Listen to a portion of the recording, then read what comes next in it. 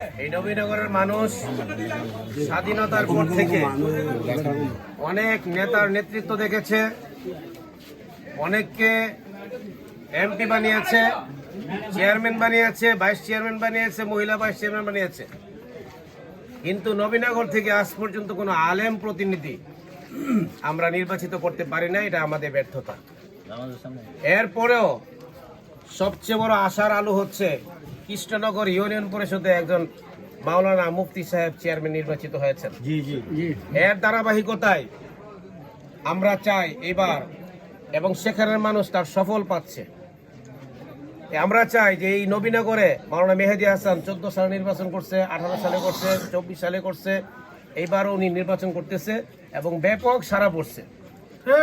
ইসলামের আদর্শ যে কত সুন্দর সেটা আপনি তখনই বুঝবেন যখন কোনো আলেম জনপ্রতিনিধি হইতে পারে।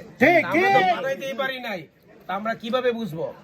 আমি চাই, যদিও ভাইস চেয়ারম্যানের ক্ষমতা সীমিত, তার যতটুকু ক্ষমতা আছে এই ক্ষমতার ভিতরে থেকে, এবং আপনারা জানেন বগডর নবীনগরের মধ্যে একটা প্রভাবশালী গ্রাম, নবীনগরের বিচার আচার থেকে শুরু করে থানা মামলা এই মেহেদী হাসান বা তার আত্মীয় স্বজন তারাই দেখাশোনা করে। আমরা যদি মেহেদী হাসানকে নির্বাচিত করতে পারি, ইনশাল্লাহ আমরা এটার সুফল পাবো। এবং এই চশমা দিয়ে শুধু আমি দেখবো না, আমার সমাজকেও আমি এই চশমা দিয়ে দেখবো যে আমার সমাজটা কত সুন্দর হয়েছে। চশমাপতিকে ভোট দিবেন তো? নিজেরা ভোট দিব, প্রতিবেশীকে ভোট দেওয়া হবো, মা বোনদেরকে ভোট দেওয়া হবো। সবাই ভালো থাকেন, ইনশাল্লাহ দেখা হবে আবার 5 তারিখে।